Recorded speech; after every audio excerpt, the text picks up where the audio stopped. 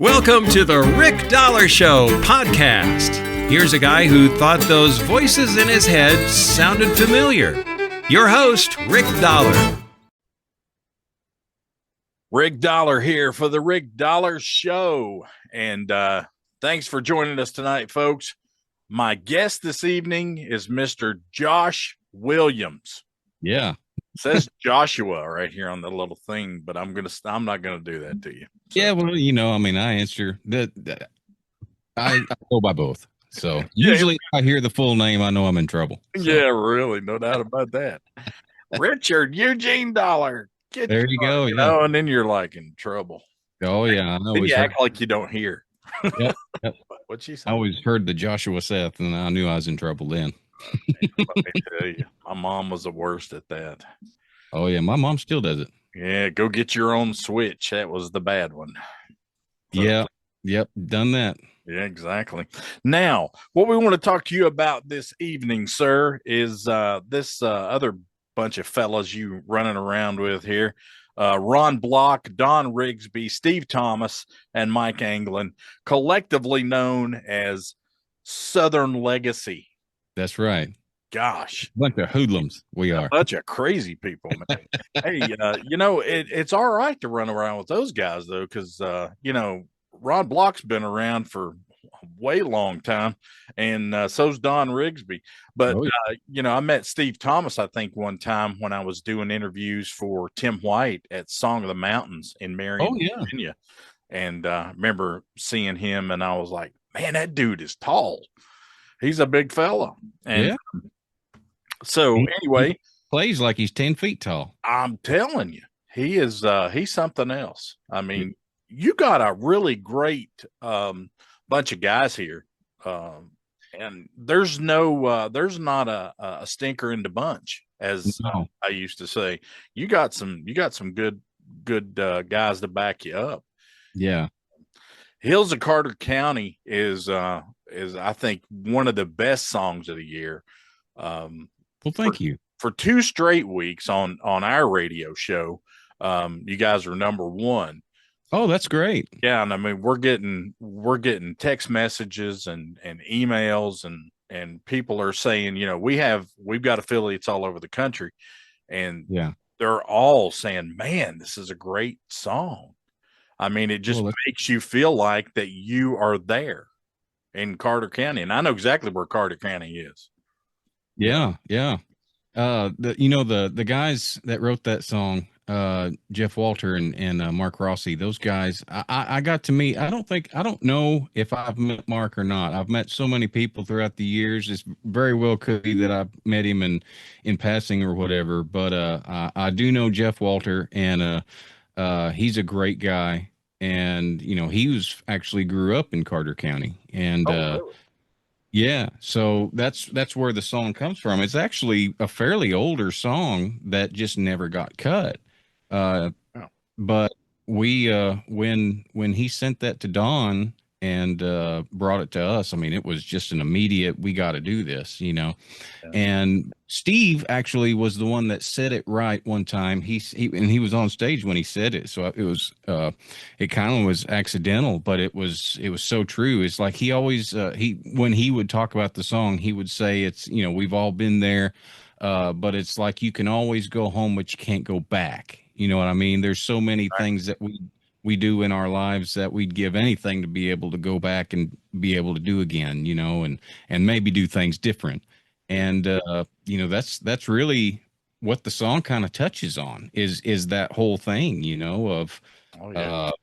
I remember that time in my life, and I still think about that. It's a huge memory in my mind, and I wish I could go back to that time, Yeah. Don't we all? I remember the first time I remember being around in that general area, growing up in Bristol.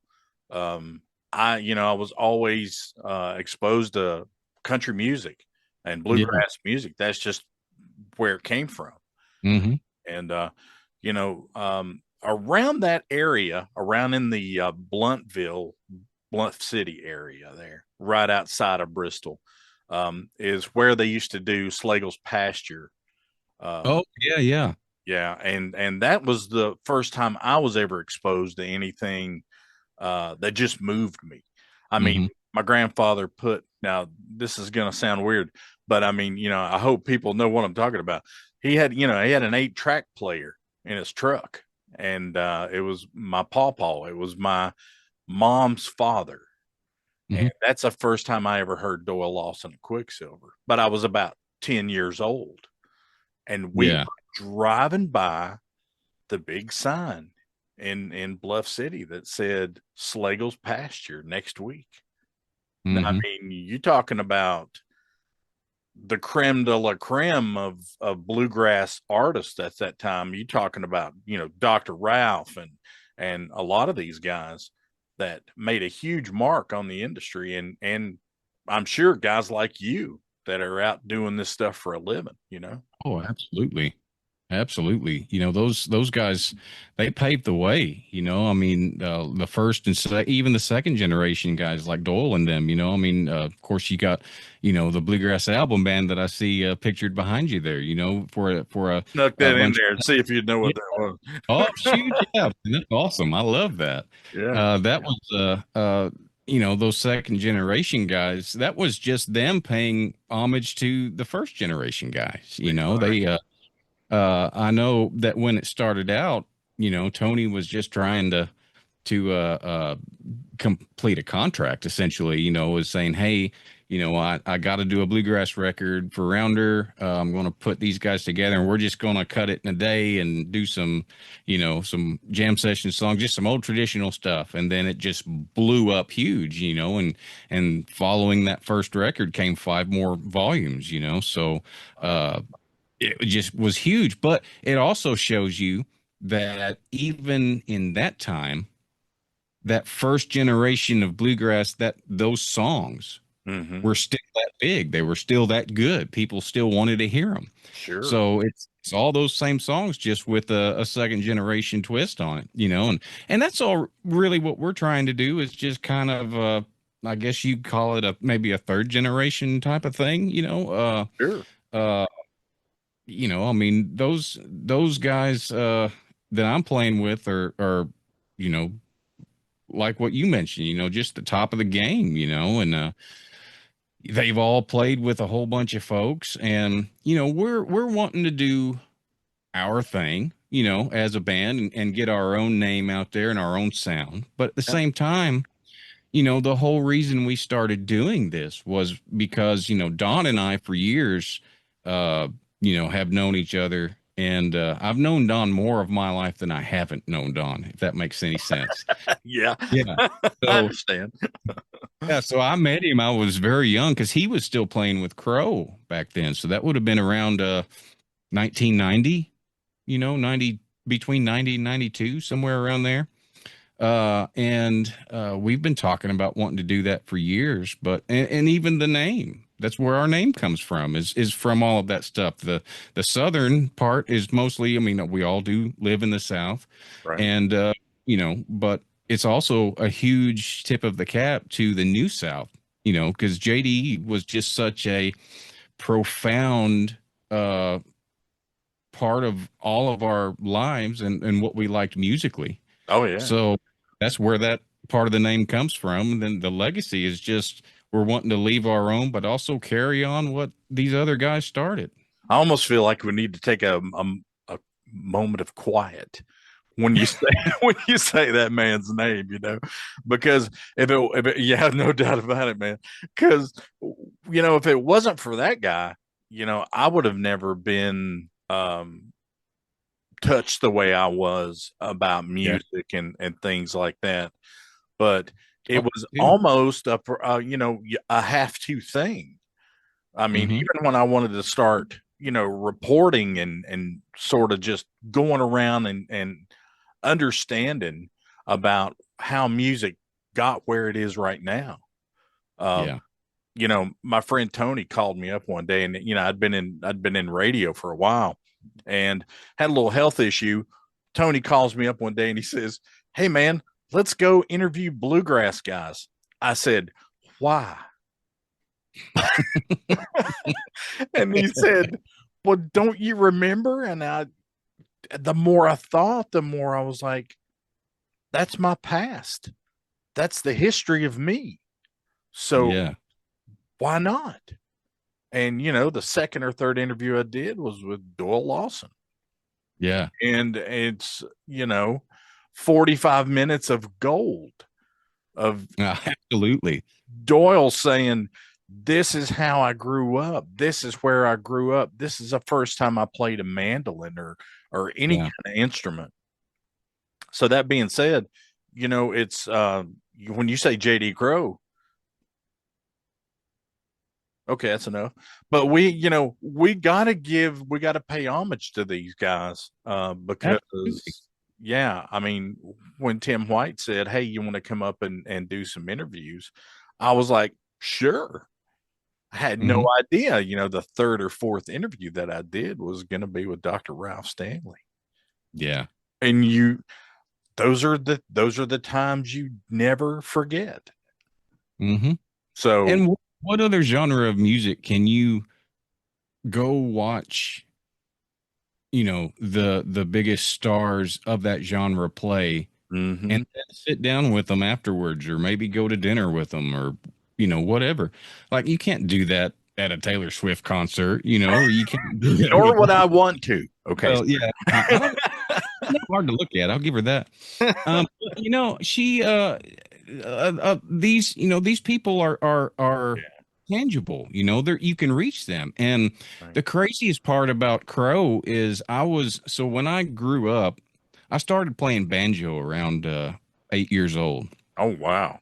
Yeah, and I quickly became a huge fan of JD Crow's, and I got to meet him.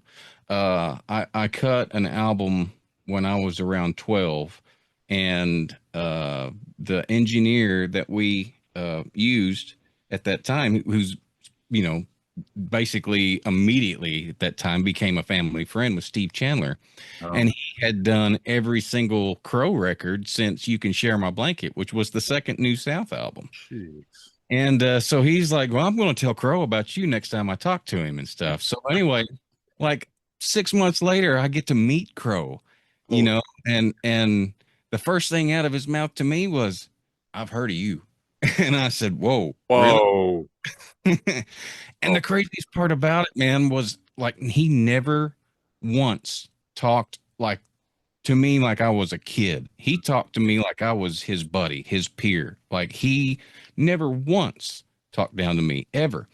The first 4 years of my oldest son, Weldon, the first 4 years of his life, he thought that Crow was his grandpa, man. And didn't tell him no different, because we no, were man, let it go. point, and I was working on a record that Crow produced, and Steve Chandler was, doing the engineering for it, and it was called Modern Day Man, and it had that very Crowish feeling. It was all bluegrass stuff, but it had the drums and the steel and the really cool quintessential Crow sound of the 80s. Yeah. And anyway, Weldon would come into the studio. His mom would bring him by, and he would literally, he'd walk right by me so he could, you know, go up to Crow, and Crow pick him up and set him in the lap, and the two of them start producing the record together. I Oh mean, my it's just gosh. so many cool things like that. So how old is he now? My son now is he's about to turn 15. So does he have any idea who he was talking to back Oh yeah. then? I'm sure Oh, you've schooled him by now. absolutely. Even when he was little, at that age, when he was getting to where he was really talking good and stuff, I'd be playing something in the truck. We'd be driving somewhere, and I'd have something on, and he'd say, "Dad, play Crow," and Wow. I'd put the New South on or whatever, and or I'd be playing something, and just randomly I could turn around to him and be like, "Who's playing banjo?" He said, "Crow," you know, or Jeez, I could man. turn to a different song, completely different band, and ask him, "Who's that singing?" He'd be like, "That's Doyle Lawson." Like, he knew that stuff, man. So I knew I did good at that point. you know, Man, dude, there's something in that kid's DNA. I know it. There's got to be. Well, he wasn't even 6 months old yet, and he he was held, which held him as a little infant, but the two people that I'll never forget holding him was he got held by Emmylou Harris. Yeah. I played in Nashville with the Tony Rice unit when I was still playing with Tony. I'd pay And, for that to happen. oh man, it was the coolest thing, and that's first thing out of her mouth was not hello, not nice to see you again. It was bring me that baby. Oh my That's God. what she said, and then the second one, and probably my most memorable. I was we were in Nashville at Spigma one year, Mm-hmm. and I was backstage. Me and my wife at the time, his mom, were holding, welding and stuff, and I actually had him, and Tom T. Hall came walking, and I said, "Hey, Tom T, I want you to meet my boy," and he just reached out and took him from me. And he started just holding him and just looking down at him and talking to him. And Weldon kind of started getting, a little bit fussy because I'm sure he didn't know who this guy was. Who is this gold guy, right? Who is this gray one? And, so when he started getting fussy, Tom T just immediately started singing, "I love little baby ducks." And of course, I looked over at his mom and she's just I can imagine. Eyes out, but Weldon stopped crying and just looked at him while he was singing it. It was just the coolest thing. Man, that's awesome. Yeah. My brother was driving around out near Carterfold. Mm-hmm. And, back when I guess it's cool to say this now, but back when Tom T was living out there, mm-hmm. My brother called me up and he's like, "I think I found where Tom T. Hall lives." I said, "Are you sure?" Because, that's out in the back country over there. You walk up on somebody's porch, you just don't want to knock on their door. So he said he knocked on the door and he came to the front door and he had a little chat with him. And he said, "Come on in. Let's have a cup of coffee." And he sat there for 2 hours. That's great, man. And he called my dad up and he's like, "Dad, I'm at Tom T. Hall's house." And Dad was like, "Yeah, sure you are." And they talked on the phone and that just like freaked my dad out, because that was one of his heroes. Of course. So, man. What other genre of music can this stuff happen in, And not many, let me tell you. I mean, most of these guys they're just not spun that way, there's a handful of people in other genres that I could maybe consider that I might want to do that type of thing with. Like, I grew up, mom is a humongous Beatle fan. She was Beatlette. So that's a huge part of my growing up too, and I got to get her tickets for her birthday. No, it was for Christmas one year. I got her tickets to go see Paul McCartney, Sir Paul. Holy crap! Which she always loved Paul. He was always her favorite, and so for Christmas one year, I got to get her tickets to go see him at Rupp Arena in Lexington. Of course, I couldn't go because had a gig and stuff, but my brother took her to it, and even that's cool. He was a huge fan, and both of them just fangirled out, and it was awesome. I would love to sit down with him. I think I got to play the Opry back. It's been several months ago now, but it was Ringo Starr had never played at the Grand Ole Opry before. Yeah. So basically his people contacted the Opry and said, "Ringo wants to play the Opry. Can y'all make that happen?" They're like, "You just have to come on anytime he wants." So when he came down, I happened to be filling in with Rhonda Vincent that evening there at the Opry, and she was like, "Okay, so we're going to be doing this." So we, dressed all in black suits and, we had the kind of Beatles look going on and stuff. And anyway, I got to take Mom to that too. So she's got to see Ringo and Paul, in person. You are a good son. Let me tell you. And I got to do stuff for my dad too, a cool thing, which this has nothing to do with anyone else other than just my dad. When I was a kid, I would play contests and stuff. So Oh yeah. I would enter banjo and guitar and mandolin and all this stuff, even when I was like super tiny. So like all the other guys, would be like playing guitar, like this, and stuff. Well, my dad had a 1939 017. Whoa. And it was a cool little guitar, but it was always like silk and steel strings and stuff. So anyway, Mhm. he decided that it was more important to him that I had a guitar that I could play comfortably. Yeah. So he drilled out the headstock, put better tuners on it, basically ruined the value of the guitar just so I could have something to comfortably play. Yeah. So yeah, so in my 20s, I'd been with Rhonda for a couple of years, I think, the first time. And anyway, I'd made enough money that I had found a all original 1931 017. And I was able to give that to my dad for Christmas. Wow. So yeah, that was a really cool thing I got to do for him and stuff, which I lost my dad in 2017. But Oh, man. yeah, I mean, I miss him every day. Bluegrass was our thing. He would carry me the contest to different bluegrass festivals, and it was just, that's how I got into it. Yeah. That My was brother and I were talking the other day, man. Our mom's going to be dead 30 years this year. And Oh, wow. I was like, are you sure that the math is right? I mean, Yeah. you just don't think about those things every day, or you try not to. Of course. Dad passed last year. And so it's just like, told him the other day, I said, we're kind of by ourselves now, pal.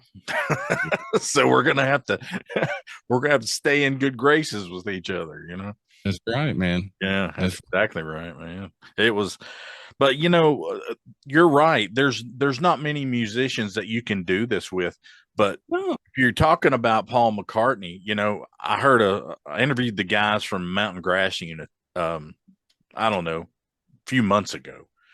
Yeah. And they were telling me how they were at the Renewal Festival that Billy Strings had put on in Colorado, and that his wife had went into labor. Oh, He yeah. had no time to book a flight and it was like under the gun. He had to get back. And Ringo Starr overheard the conversation, put him in his private jet, and he said, I'll take you home to see your child being born. Wow. And he put him in, and everybody that I knew they're like, oh, that's not a real picture. Yeah, it was. He's just that kind of guy. And those guys are older in their years now, but they're kind of just kicking back. I mean, Jonathan Yudkin, I spoke with him the other day too. He's Nashville producer, and he was talking about being at Abbey Road doing a record for somebody. Wow. And Paul McCartney stuck his head in the door. What? Did you know you're in my house? This is my house. That's awesome. And he said he looked at him and he was like, well, I can die now. Yeah. Paul McCartney knows who I am. So, Yeah. But,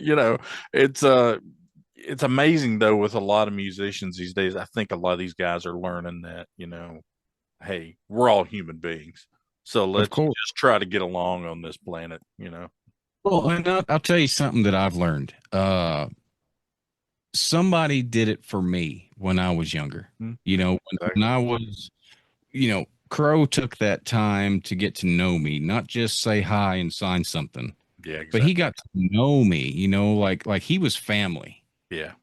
And there's so many different musicians. Don was the same way. Like I say, I've known Don longer than I haven't known Don. Yeah, me too. Oh, I interviewed him one time, and I was like, I didn't know who. I had never met him, yeah, in the same room with him. But Don was like, hey, Rick, it's great to sit down with you finally, man. I mean, I've always wanted to do this. And I'm thinking, what? Yeah. That's me. It's not. I'm not anybody special, but Don Rigsby wanted to sit down and talk to me, and it kind of, gave me the big head for about 30 minutes. Well, he actually told us all. He was the reason I wanted to talk to you too. Really? Yeah, he had nothing but great things to say about you. Don's a great guy, man. I love that guy. You can tell there's things going on in that man's head that are way above me and you. But I'm telling you, I love him to death. He's just a great guy. But you got a great lineup here. We do. What's going to be your next single you're going to drop, or can you throw me that information? Nobody's told me I can't. This one's okay, so we're both off the hook now. Yeah, I think. I don't want to give away too much, I think, maybe, but I don't think it's going to be that big a deal because nobody's ever heard the song before, so but it's a song that Don wrote, and it's actually one he wrote about his dad. Oh, wow. And, and the crazy thing is, like, if I wrote one about my dad, I feel like it would be slow and it would be sad and all this. And Don wrote this happy, up-tempo, really cool song about his dad. And, it's the coolest thing. And I can't wait for everybody to hear it. The only thing about it is obviously it's his song, so he has to sing it, and it's, Don's voice and my voice are night and day, which I understand. So we, I get to sing tenor with too. Exactly. So that's way up there, but it's the coolest song, man, and I can't wait for everybody to hear it. But what's it called? It's called Bill from Isonville. Bill from Isonville. Mm-hmm. Wow, I think no, I haven't heard that. No, you haven't. I thought maybe I had talked to him and maybe he had mentioned that or something. He may have in passing, perhaps, forever ago. But the way that I understand it is when we started recording the album, it didn't exist. And then one day when we came to the studio, he was like, guys, I've been thinking about this and I've written a song about my dad that I'd kind of like to play for y'all and see what you think. Mm-hmm. And when he played it, the first time through, we were all like, let's cut it. Let's go cut it right now. Let's go cut it. Now, this very second. Yeah. Everybody go to the bathroom and get you something to drink. Come on back. This has got to get done. Yeah. I know what you mean. It's just so cool. There's a line in the end of it. He says, with pride each day, I'll always say Bill Rigsby was my dad. And that's the coolest thing, man. So I can't wait for people to hear it. And I hope I'm not giving away too much here, but I know that nobody's ever heard it before, so nobody's going to go steal it or anything. I have trouble with that one, man. I might have to. I don't know. I can't even talk about stuff like that right now because of Dad. But good Lord, it took me a while to be able to do that too. But Don's dad's been gone quite a few years. Yeah, I remember him talking. Yeah, and but there was one. This has been the Rick Dollar Show podcast. The Rick Dollar Show podcast is produced by Radio Dog Productions. Theme music is written and performed by Jeremy Garrett at garrettgrass.com. The Rick Dollar Show podcast cannot be reproduced or rebroadcast without express written consent from Radio Dog Productions. I'm Kent Jones, and this has been a Radio Dog production.